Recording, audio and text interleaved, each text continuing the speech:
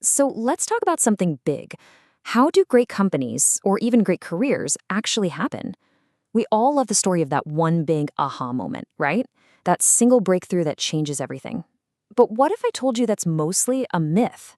The real story is way more interesting and way more in our control. Let's dig in. This quote right here, this is the whole game. It's the core idea that pushes back against everything we see in movies and read in headlines. Forget the overnight success story. The truth is, greatness doesn't just show up, it's built. And how it's built is what we're talking about today. All right, so before we can really get what does work, we have to clear the air and talk about what doesn't. We've got to bust some of these popular myths about what creates greatness, because a lot of us are chasing the wrong things. And look at this list. It's like a highlight reel of every business news story, doesn't it? The dramatic takeover, the celebrity CEO who's going to save the day, that one killer marketing campaign. But here's the kicker. When researchers actually went inside the truly great companies and asked them, what was the one thing that made you great? They couldn't answer, because it was never just one thing. It was never a magic bullet. So if it's not one big moment, what is it? Well, it's a process, a cumulative one. Think of it like compounding interest, but for your efforts. And that process can go one of two ways. You can either build this incredible, unstoppable momentum, or you can get caught in a cycle of chaos and failure. Two paths. That's it. Let's start with the good one, huh? Path number one. This is the path to greatness. And it's all built around this beautiful, powerful metaphor called the flywheel. This is how you create momentum that lasts. Okay, so what in the world is the flywheel effect? I want you to picture a giant, heavy metal disc, a flywheel, mounted on an axle. And your job is to get this thing spinning.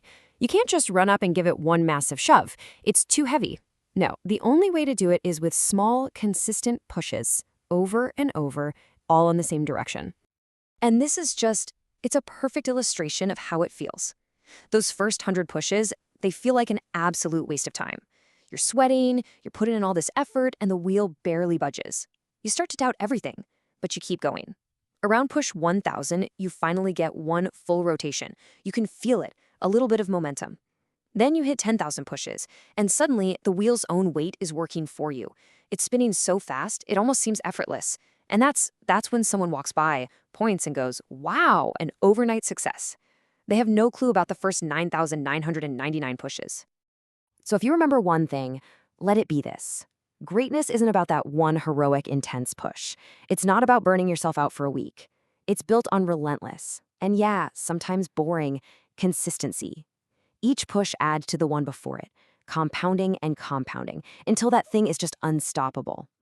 But there's a flip side. For every team that's patiently building a flywheel, there are probably 10 more who are trapped in its evil twin. And that's the second path we need to talk about, the destructive, soul-crushing doom loop. The doom loop is what happens when you have zero consistency. Instead of pushing that big wheel in one direction, the organization pushes it a little bit, then gets disappointed, and then runs to the other side and pushes it back the other way. It's this cycle of pure reactivity that absolutely guarantees you never, ever build an ounce of momentum. And I bet this cycle looks painfully familiar to some of you. It all starts with some bad news, some kind of pressure. Leadership panics. They react. They launch some brand new, shiny program, a transformation. But because it's just a reaction, it doesn't build any real traction. The results are, of course, disappointing. So what do? They scrap it and pivot to the next shiny idea. And this just keeps repeating.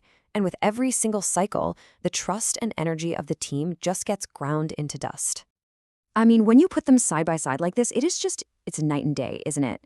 The flywheel is driven by quiet, consistent focus that leads to real results. The doom loop, it's all about panicked reactions, whiplash from changing priorities, and a whole lot of leadership drama. So that's the big question, right? What decides which path an organization takes?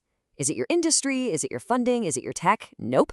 The research points to one single critical factor, the behavior of its leaders. This is the ultimate test.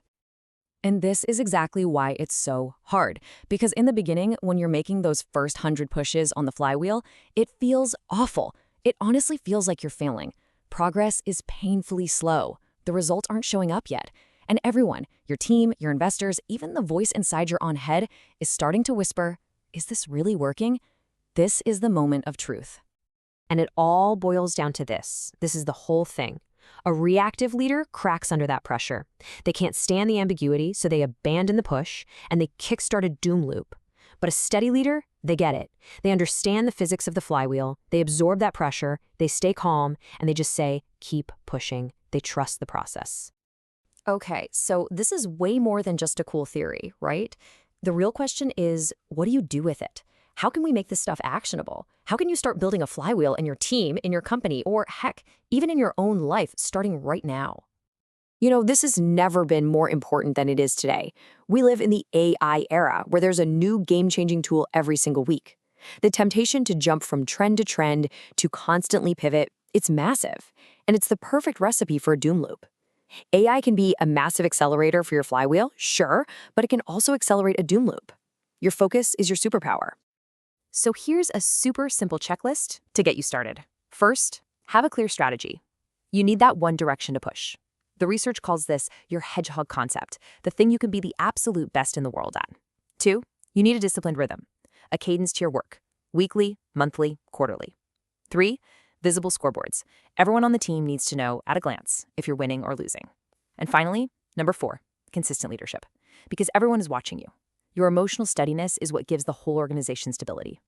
So I'll leave you with this one question to think about. I want you to take a really honest look at your team or your company. Do you feel it? That quiet, compounding momentum of focused, consistent effort? Or do you feel that exhausting whiplash of constant change and new initiatives? Are you pushing a flywheel? Or are you trapped in a doom loop?